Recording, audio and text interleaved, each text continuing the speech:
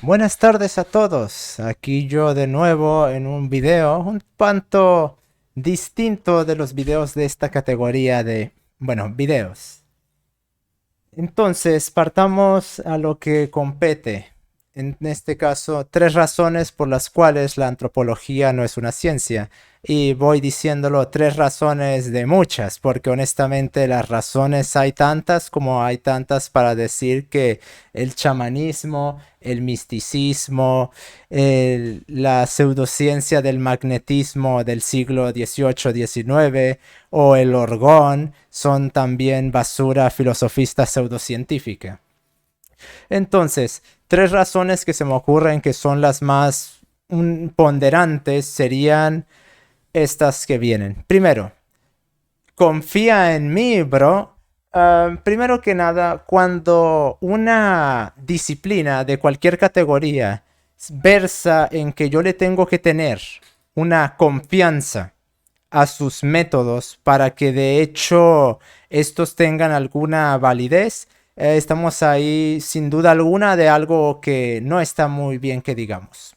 Debido a que intenta apelar a una suerte de autoridad autofundamentada, la cual supuestamente yo debo de confiar para así poder yo, para que así la disciplina tenga una, digamos, sustentación en algo porque no tiene sustentación en su propia metodología o en su propio corpus compositivo de no solo metodologías, sino de conocimientos producidos.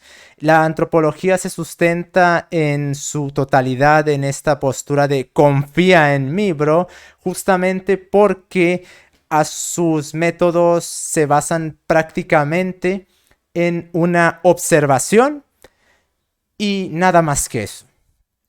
Ya sea la observación presencial que hacen algunos sujetos que van y observan a pueblos primitivos o la dadivosa y crítica observación que los egresados de antropología tienen. Porque fuera de la observación y de un razonamiento puro, ya que no pueden contrastar sus hipótesis con absolutamente nada, algo que por ejemplo en psicología sí ocurre, podrá haber una influencia humana en los estudios conductistas, por ejemplo en las investigaciones que han hecho por ejemplo Torensen, Mahoney o Bandura, particularmente los primeros dos, por ejemplo para el tratamiento de la esquizofrenia. Podrá decirse todo lo que quiera de que hay una influencia humana que está alterando los resultados del experimento. No obstante, si uno no quiere creer en el experimento, al menos, o tiene ciertas dudas justo por eso, tiene una sustentación teórica, la cual, independientemente de la observación de la persona o de la naturaleza del experimento, uno puede consultar, estudiar y deducir de ella con independencia del experimento qué resultados puede tener. Esto principalmente en el conductismo porque de hecho tiene una metodología, tiene unas leyes conductuales que si bien no son absolutas, tiene al menos unas, algo que no se puede decir del cognitivismo. Y quien me quiera decir que la ley de Weber tiene que ver con el cognitivismo no sabe en absoluto qué sobre psicología.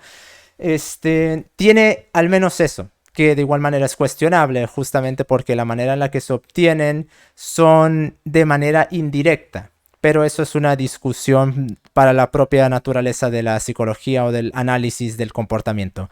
En cambio, en la antropología no existe esto. Básicamente existe unas teorías que se fundamentan enteramente en la observación debido a que los estudios, los experimentos que se implicarían para una disciplina de esa categoría serían moralmente despreciables y criminales incluso, debido a que implicaría alterar todo el orden societal existente en un pueblo primitivo y aparte prácticamente utilizar a personas como material de experimentación, no de forma, ¿cómo decirlo?, derivativa, como podría ser en los experimentos de laboratorio de análisis de la conducta, sino directamente manipular todo el entorno de las personas y usarlos como material de experimentación. por lo cual serían de una categoría moralmente cuestionable, por lo cual las teorías de la antropología se fundamentan básicamente en asunciones, prenociones y al mismo tiempo en observaciones, básicamente en razón pura, algo que ya Kant había criticado muchísimo contra la filosofía, que de igual manera se traslada aquí porque no sería solo a la filosofía, sino sería solo a todo el razonamiento puro. Y podrá verterse de toda la metafísica de manual que se quiera a los expertos de la antropología, pero no quita el hecho de que no tienen una suerte de conciencia especial, como por ejemplo menciona Paloma Hernández García sobre los artistas, y son tan hombres y tan sujetos a la sociedad como cualquier otra persona, por mucho muy instruidos y por mucho muy empirical science que tengan, de igual forma están sometidos bajo influencias ambientales, los cuales tanto por sus intereses como por su idealismo, que también sería un interés, como por presiones externas o la propia naturaleza de su propia disciplina o la configuración que le imponen derivado de los estudios que obtiene, tergiversan por completo la naturaleza de esas interpretaciones y no permanece aislado en absoluto el antropólogo de las investigaciones que hace. Algo que les encanta en papel decir y acusar a las otras personas que lo hacen, porque nunca se molestan en tomar en cuenta, ¿no será que mi ideología, todo el sistema alrededor, mi propia disciplina, mis instituciones, los journals, todo eso, ¿no será que todo eso podría tal vez influenciar el resultado de las observaciones que yo estoy dando?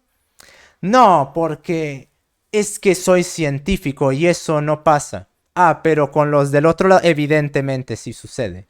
Básicamente vemos lo mismo que sucede en cosas como el magnetismo, bueno, no magnetismo, sino esa teoría pseudocientífica, la cual atribuye al magnetismo ciertas propiedades curativas, cuyo nombre no recuerdo actualmente. Tengo entendido que tuvo mucha fama por eso de los 1800, 1700, finales de 1700, no recuerdo su nombre exactamente. O con el misticismo, chamanismo, el ocultismo, las lecturas del tarot, que se sustentan en confía en mí. Y al momento en el que tú critiques, cuestiones o solicites una evidencia ulterior, más allá de de la observación que te están dando las personas, se vuelven absolutamente en tu contra, justamente señal taxativa de que no estamos hablando de algo que tenga una verdadera sustentación, porque justamente esto es lo que ocurre con los antropólogos. Cuestiona la propia naturaleza de sus observaciones y incrépales cualquier cosa aquí mentada y van a inmediatamente ponerse tan a la defensiva como se pondría cualquier lector de manos, chamán o lector de las cartas de tarot o vidente, o cuando tú empieces a cuestionarle y empieces a ver cuál es la sustentación de esto aparte de lo que tú estás diciendo. Cuando no es confía en mí, es confía en los libros o confía en los tratados. Cuando tenemos que recurrir a confía, ya bien lo decía Carl Sagan en El mundo y sus demonios. Ahí tenemos un severo problema porque no se puede fundamentar una disciplina o conocimiento en la confianza. Tiene que haber una contrastación lo suficientemente sólida como para que independientemente de lo que diga una persona u otra se pueda tener uno mismo una construcción de la observación dada y una crítica hacia ella o una confirmación. La única manera de confirmar para la antropología es que te adscribas a toda la línea ideológica de la cual parten, para así poder recurrir para que de hecho las explicaciones tengan algún sentido. De lo contrario, si no te adscribes a toda la línea ideológica, por ejemplo la de Boas, Y tú dices, oye, pero pues si qué influencia tiene la biología aquí, vas a observar cómo se ponen tan encrispados como gatos frente a algo que desconocen. Razón taxativa de la poca seriedad de su disciplina, que tanto la quieren imbuir de ser la ciencia superior, aún superior a la aún superior a la sociología, pero carece de cualquier fundamentación. Es básicamente un dogma autoritario del mismo calibre en el cual se manifiesta en la filosofía, justamente porque no tienen de ciencia nada y es básicamente un método filosófico, el método filosófico, es decir, el adecuacionismo tético-praxial, en el cual hablé brevemente en mi último ensayo que está en el Substack, que es la primera y segunda parte de qué fue el arte. Ahí para que les encargo para que entiendan mejor a qué me refiero con adecuacionismo tético-praxial. Sí, ya expliqué qué era eso. Ya pueden dejar de hacer los memes. Este, y lo que hace la filosofía es parte de unas asunciones, toma una teoría, la cual parte de prenociones. Esa teoría hace una adecuación a explicar determinadas cuestiones de la realidad y en casos más recientes también a explicar la operatividad de los organismos y de prácticamente todas las cosas, cuando antes era algo puramente tético, es decir, se mantenía en una teoría para explicar la realidad. Por eso decir adecuacionismo tético es innecesario, porque el propio adecuacionismo implica una teoría. Pero cuando se implica lo praxial, es decir, las explicaciones prácticas o disciplinares y operativas de las personas, entonces en ese caso sí es necesario hacer esa distinción. Por lo cual, lo que hace la antropología es hacer un adecuacionismo tético-praxial de la misma manera que la filosofía e intenta sustentarse en journals de mucha muy ciencia para dar sus explicaciones, mientras directamente acusa a cualquiera que no se adscriba a sus dogmas, que ahorita vamos a hablar de los distintos dogmas de la antropología, de misógino, racista, machista, conspiranoico, etc. Lo cual dice mucho de la naturaleza severamente ideologizada de su disciplina, lo cual iría en consonancia con las cualidades pseudocientíficas de algo, en que al momento en el cual también disientas, se te atribuyan las cargas negativas ideológicas inherentes a ellas. Por ejemplo, para los marxistas, cualquiera que no se adscriba a su dogma es burgués y en tiempos más recientes fascista, y los liberales un liberticida, un rojo y toda esa clase de adjetivaciones estultas que realmente no sirven para absolutamente nada en explicaciones, pero sí para hacer disputaciones y mucha logomaquia.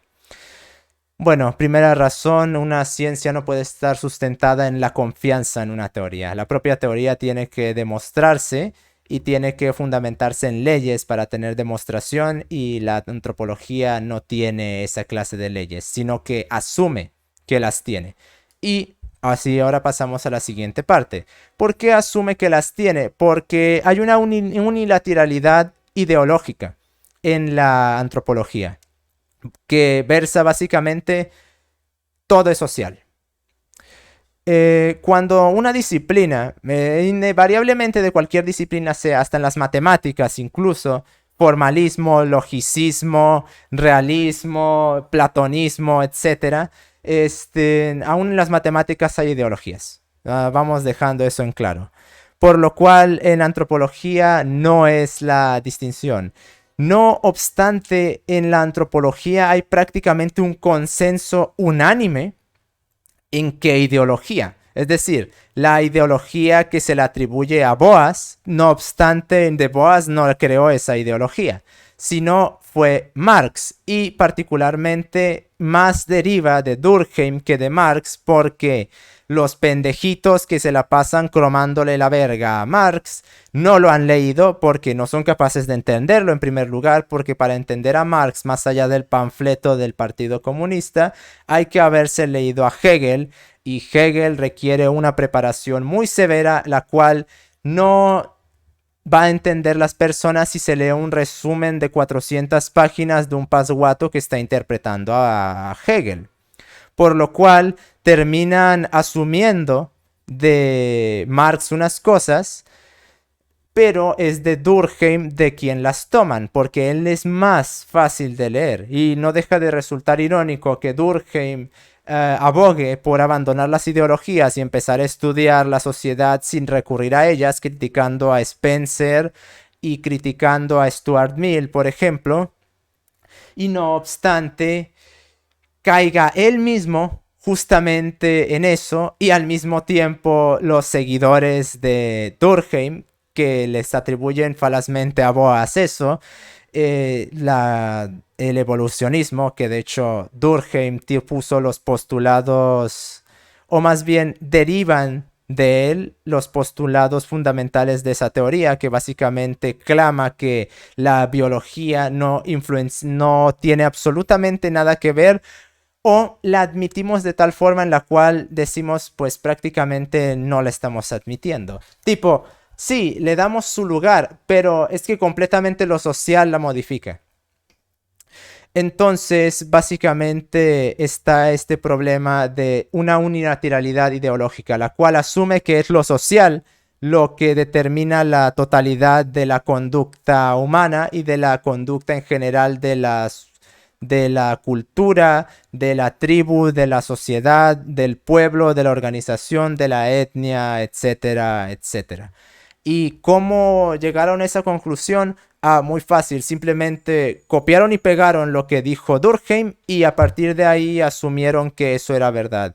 ¿Porque lo demostraron? No, ya que lo único que hacen es seguir repitiendo lo mismo que él dijo y nunca molestarse en de hecho demostrarlo.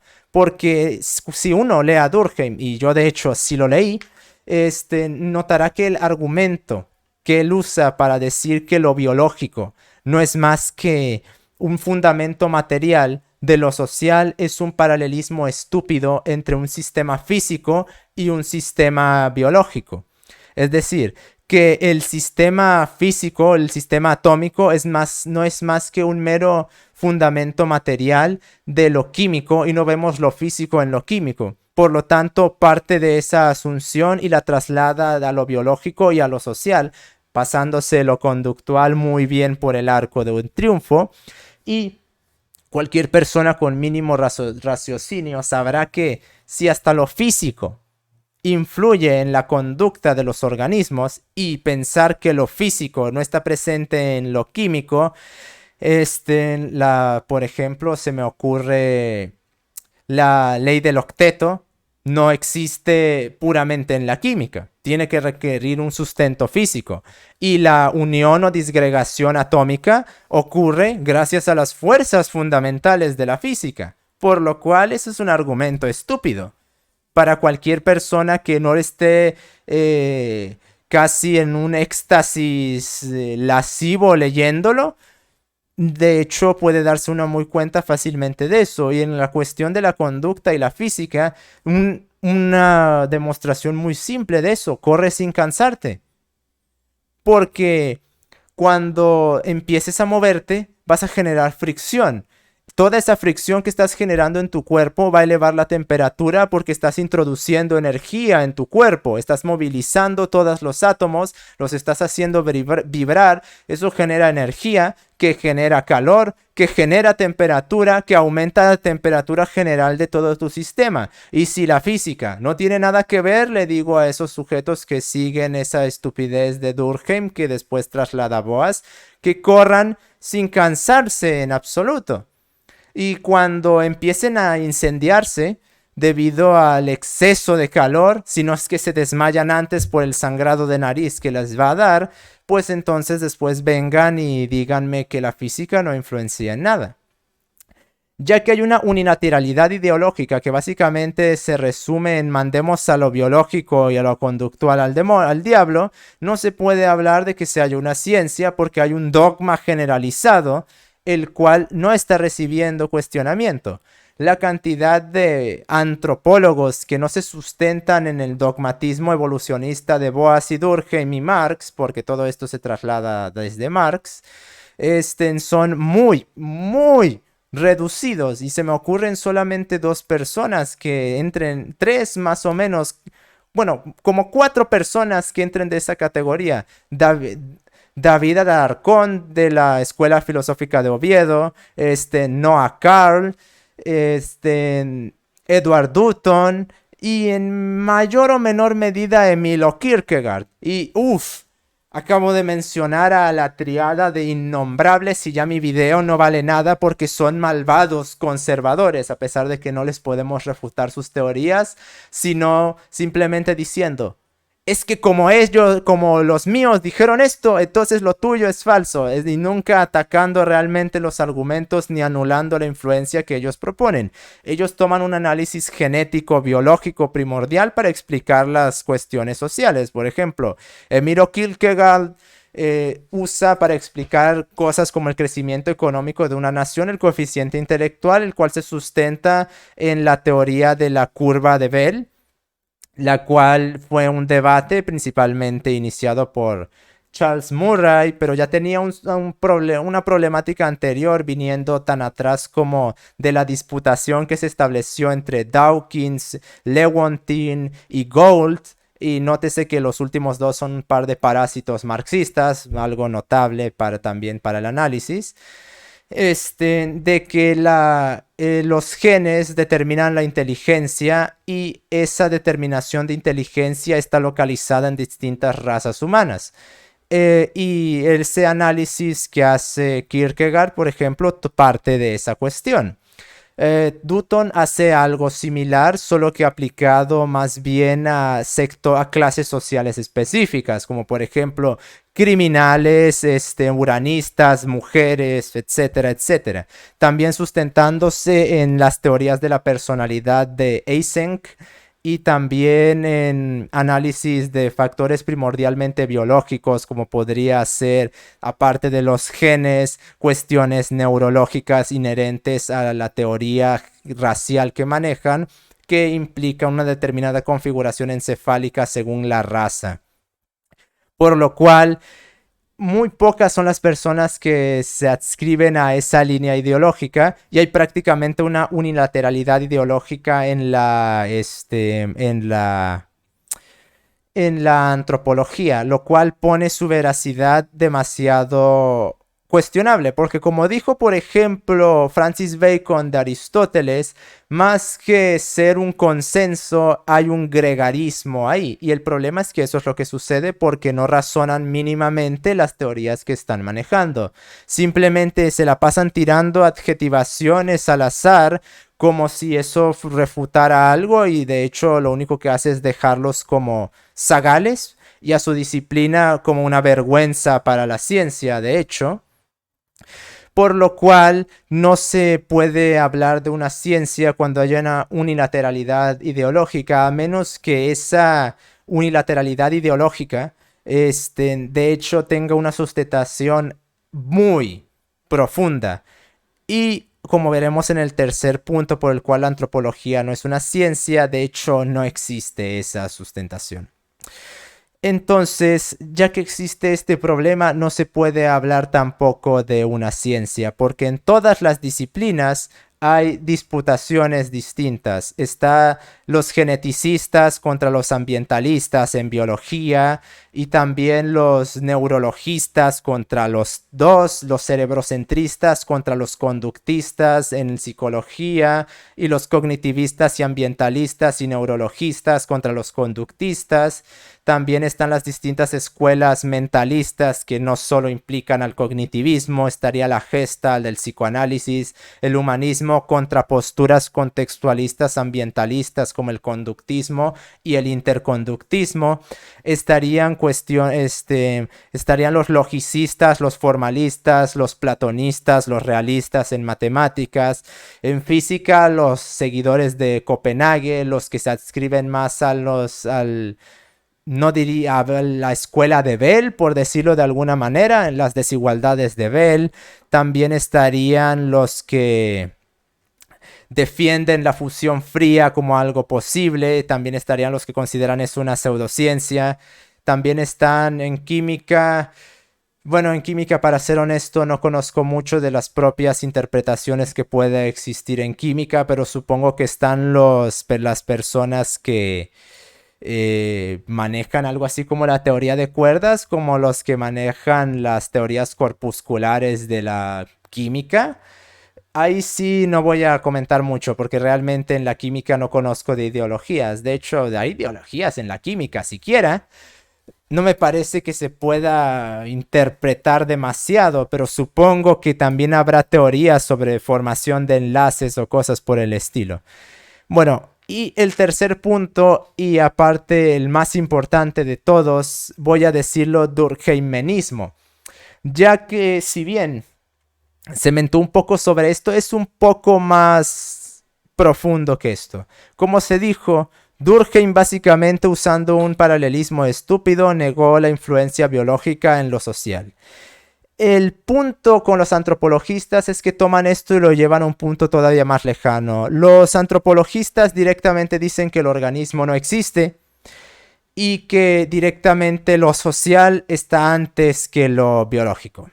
Al menos Durkheim le atribuye cierto lugar a lo biológico. Los antropologistas directamente dicen que no existe lo biológico. ¿Por qué? Porque prácticamente dicen que todo, literalmente todo lo biológico, está determinado por las interacciones sociales. Y cuando digo todo, me refiero a absolutamente todo. ¿Por qué? Porque no se molestan nunca en considerar a la biología como algo que pueda tener un efecto por sí mismo y algo que pueda fungir como un limitante de las influencias externas.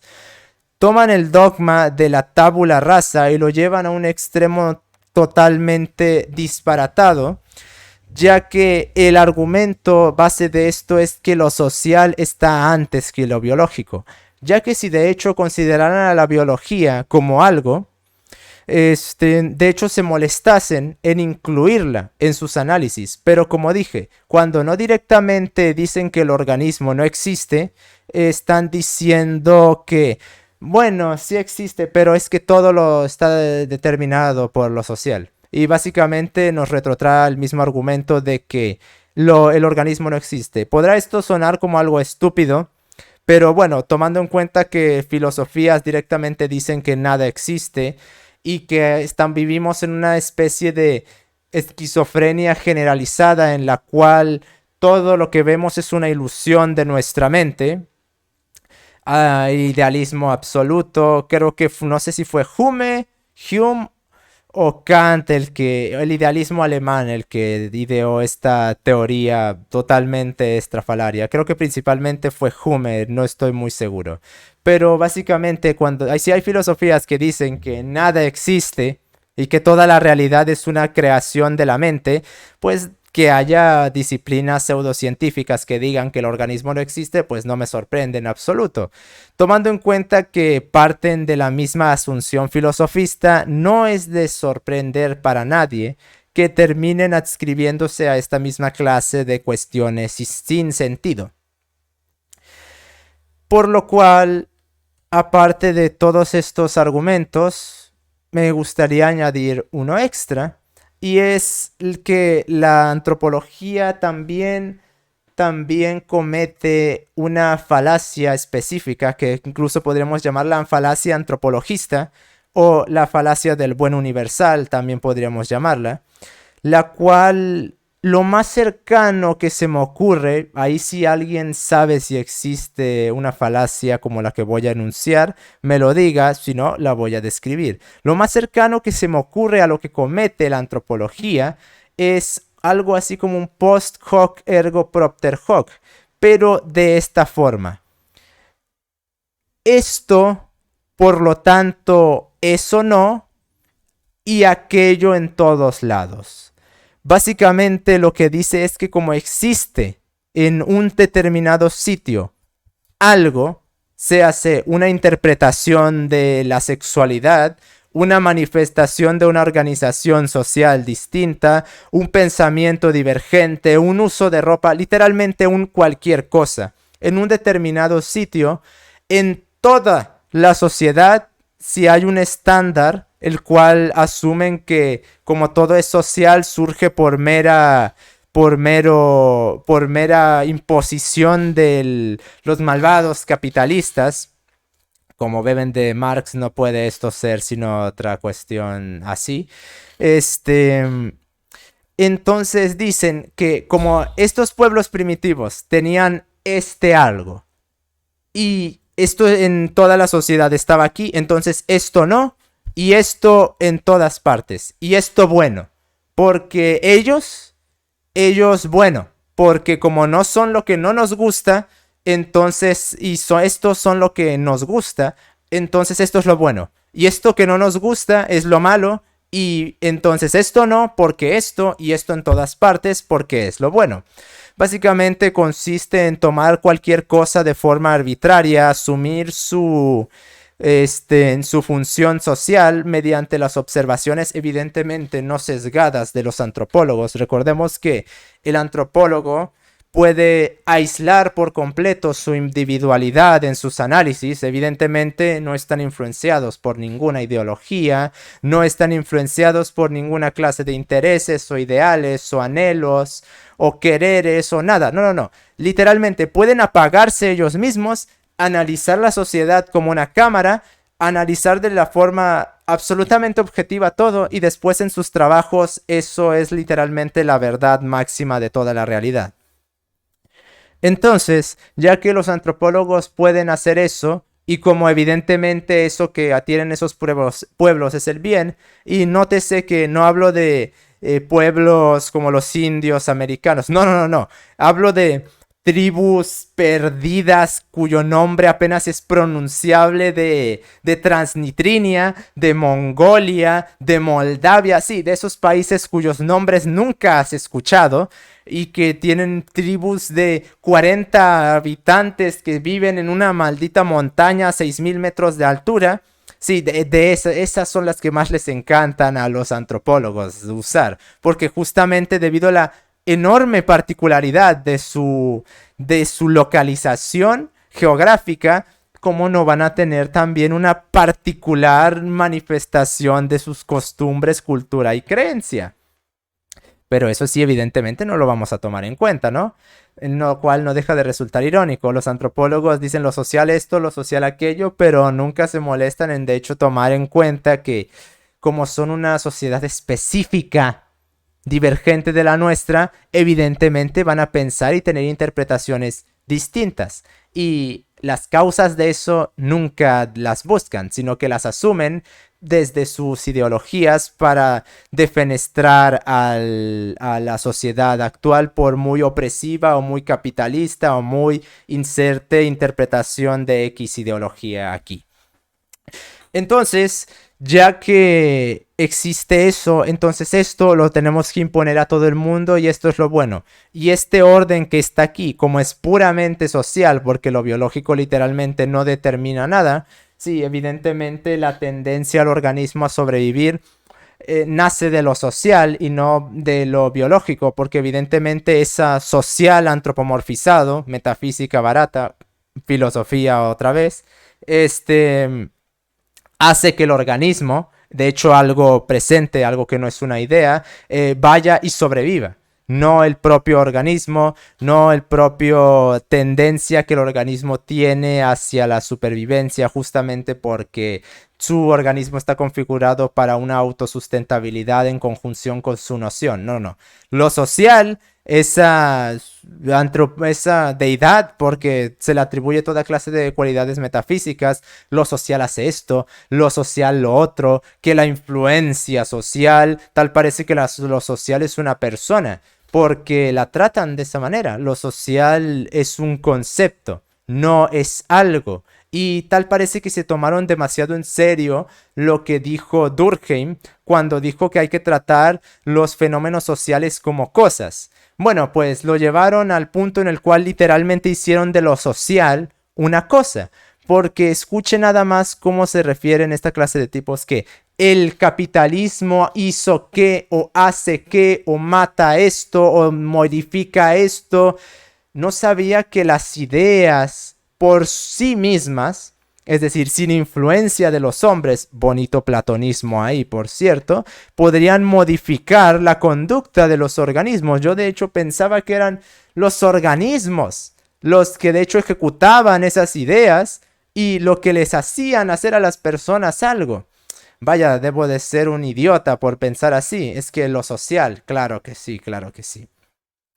Entonces, esta antropomorfización, como es mala inherentemente, ¿y por qué es mala? Porque así lo dijeron nuestros diáconos. Váyase usted a saber quién. Mead, Boas, Marx, Durkheim, Levi Strauss, Foucault, Auger, quien quieras, literalmente quien quieras, ahí está. Como ellos lo dijeron, entonces, y irónicamente todos en línea del marxismo, nótese eso. Entonces ya hay que defenestrar todo. Y evidentemente, eso que está ahí es la verdad. Y esto no. ¿Por qué? Porque social. Bueno, y entonces dejando todo ese festival de estupideces al lado, la antropología, honestamente, de antropología no tiene nada. Vamos dejando eso en claro. ¿Por qué? La antropología, Kant la había designado justamente como un estudio del hombre para descubrir qué es el hombre. Justamente para con ella usar designar una definición de hombre que sustentase su postura del fin del hombre, es decir, el hombre es un fin en sí mismo. Por lo cual él había ideado distintas ramas del conocimiento, que la ética se encarga de esto, que la filosofía de lo otro, y la antropología, algo que no terminó de desarrollar, la iba a designar justamente para el estudio de qué es el hombre. Por lo cual, esta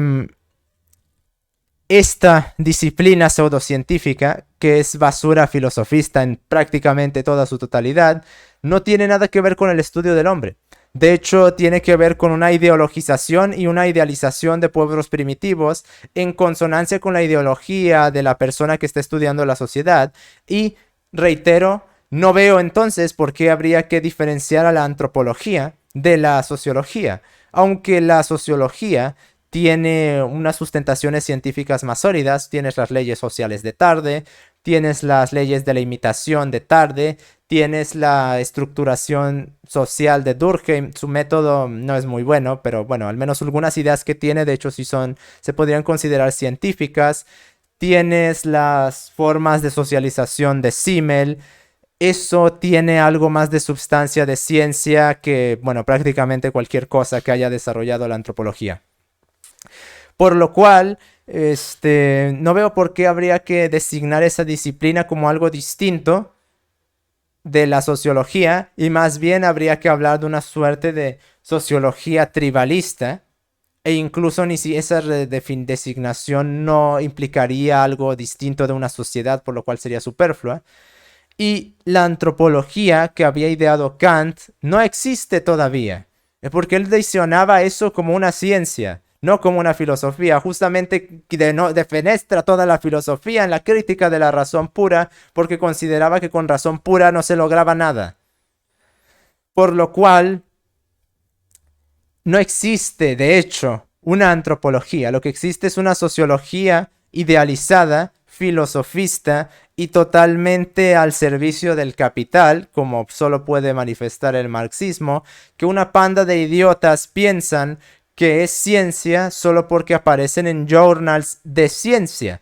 ¿Y quién determina que esos journals son de ciencia? Ahí habría que hacernos esa pregunta.